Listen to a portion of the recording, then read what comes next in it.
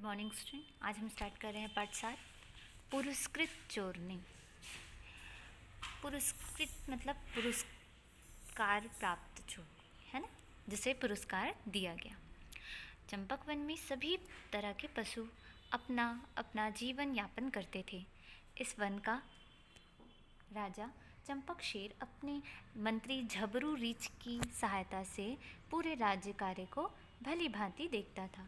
सभी जानवर सुख से थे, किसी को किसी से कोई शिकायत ना थी। परंतु इधर कुछ दिनों से राजा चंपक के मस्तक पर चिंता की लकीरें साफ देखी जा सकती थी। कारण यह था कि चंपक वन में दिन पर दिन चोरी की वारदातें बढ़ती जा रही थी। राजा चंपक ने मंत्री झबरू रीछ को बुलाया और पूछा, मंत्री जी, कौन हो सकता है यह चोर? वन में सुरक्षा बढ़ाने के बाद भी चोरियां रुकी नहीं हैं। मंत्री झबरू रीछ ने जवाब दिया, महाराज, हमारे सारे अधिकारी प्रयासरत हैं, मतलब कोशिश कर रहे हैं, परंतु चोर काफ़ी चालाक लग रहा है, जो पकड़ में नहीं आ पा रहा है। ऐसा करते हैं, हम रात के समय खुद ही भेष बदल कर जाएंगे और चोर को पकड़ने की कोशिश करेंगे, जिससे प्रजा के हालचाल का भी पता चल जाएगा। राजा चंपक बोला। राजा व मंत्री दोनों रात को भेष बदल कर, मतलब वो थोड़े चेंज होकर, ठीक है, ताकि उनको कोई पहचान ना सके, जंगल की गलियों की खाक छानते, परंतु चोर का कहीं पता न था। एक बार मंत्री झबरू की तबीयत कुछ खराब थी। राजा ने उसे आराम करने की सलाह दी और स्वयं ही भेष बदल कर चोर की खोज में निकल पड़ा। वह सोचता जा रहा था कि अभी तक चोर मेरे हाथ नहीं लगा, आखिरकार उसे पकड़ने के लिए कौन सी तरकीब लगानी होगी। ऐसा सोचता जा रहा था, तभी अचानक एक गड्ढे में जा गिरा। कौन? राजा चंपक। अंधेरे में वह राजा की आवाज़ सुनने वाला कोई नहीं था। इतने में वहाँ से बड़बोली लोमड़ी का नाम है, ठीक है, बड़बोली लोमड़ी गुजरी। राजा की आवाज़ सुनकर वह चौंकी। अरे, यह आवाज़ कहाँ से आ रही है? लगता है गड्ढे में कोई गिर गया। राजा की आवाज़ सुनकर वह चौंकी। अरे, यह आवाज़ कहाँ से आ रही है? लगता है गड्ढे में कोई गिर गया है। फिर वह बोली, भाई घबराना नहीं, मैं तुम्हें निकालती हूँ। बड़बोली ने बड़ी कठिनाई से राजा चंपक को गड्ढे से निकाला और अपने घर ले आई। उसकी मरहम पट्टी की और भोजन कराया। राजा उसकी सेवा से बड़ा प्रसन्न हुआ। तुम्हारा बहुत बहुत धन्यवाद।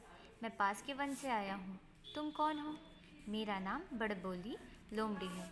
मैं चोरनी हूँ। शेर को लगा लोमड़ी मजाक कर रही है। भला कोई स्वयं को भी चोर बताता है? यह अपना परिचय नहीं देना चाहती। कोई बात नहीं, जो भी है यह सबकी मददगार ही होगी। चंपक शेर लोमड़ी से विदा लेकर चला गया।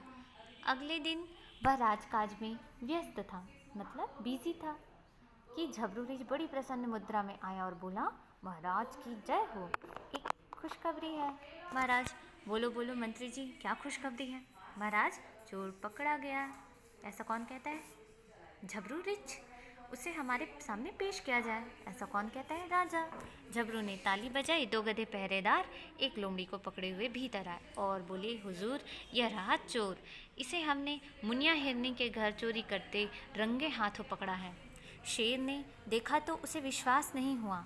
यह तो बड़बोली लोमड़ी थी, जिसके कारण पिछली रात उसकी जान बच सकी। वह बोला, अरे बड़बोली, मुझे नहीं पहचाना?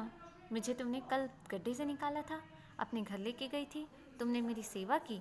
मैंने तुम्हारा परिचय पूछा तो तुमने कहा चोरनी, परंतु मुझे विश्वास नहीं हुआ था। महाराज, मुझे माफ़ कर दीजिए, अब मैं कभी चोरी नहीं करूँगी। ऐसा कौन कहता है? बड़बोली लोमड़ी। तुम्हें चोर के रूप में देखकर मैं हैरान हूँ। उस दिन तुमने सच कहा था। सच बोलकर और मेरी मदद करने के लिए तुम जो चाहे पुरस्कार ले सकती हो। महाराज, मैंने इतने लोगों की मेहनत की कमाई को लूटा, परंतु सारे पूरे कामों पर मेहनत मेरी एक सच भारी पड़ गया।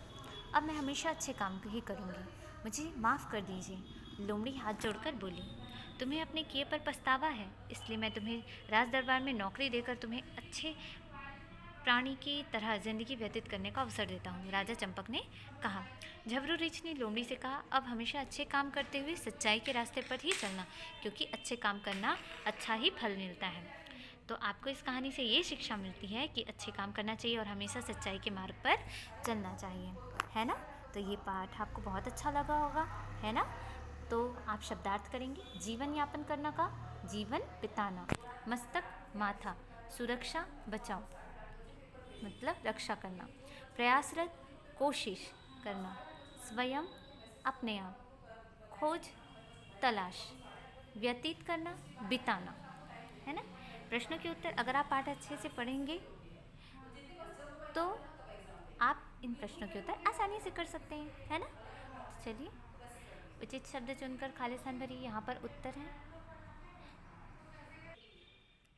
उचित शब्द चुनकर खाली स्थान भरिए। तो पीले वाले बॉक्स में देखिए आंसर है, 2 ऑप्शन दिया गया है, इसमें से आपको एक ऑप्शन चूज़ करके लिखना है ना। उसके बाद है किसने किससे कहा। तो देखिए ये वाला, चलिए हम लोग करते हैं। तुम्हारा बहुत बहुत धन्यवाद। ये पंक्तियाँ किसने कही थी? राजा चंपक ने। किससे कही थी? बड़बोली लोमड़ी से, है ना। तो लेकिन सिर्फ किसने कहा है, तो सिर्फ हम लिखेंगे राजा चंपक ने कहा। ख है, मंत्री जी कौन हो सकता है यह चोर? किसने कहा? राजा चंपक ने। ग, अरे यह आवाज़ कहाँ से आ रही है? किसने कहा? बड़बोली लोमड़ी ने कहा। घ, उसे हमारे सामने पेश किया जाए, राजा चंपक ने कहा। भाषा और व्याकरण है, वर्तनी शुद्ध कीजिए। वर्तनी शुद्ध मतलब यहाँ पर गलत लिखा हुआ है, इसे हमें शुद्ध करके लिखना है सही सही, है ना। जैसे यहाँ पर कुछ मात्राएं गलत है तो उसे हमें करेक्ट करके लिखना है। वैसे ही प्रश्न नंबर 2, दिए गए शब्दों को अपने वाक्यों में प्रयोग कीजिए। तो ये शब्द दिए हैं, उसे हमें वाक्य में प्रयोग करना है। हो सकता है आपको दूसरा वाक्य समझ में आए तो आप उस वाक्य को भी लिख सकते हैं, ज़रूरी नहीं आप इन वाक्यों का प्रयोग करें।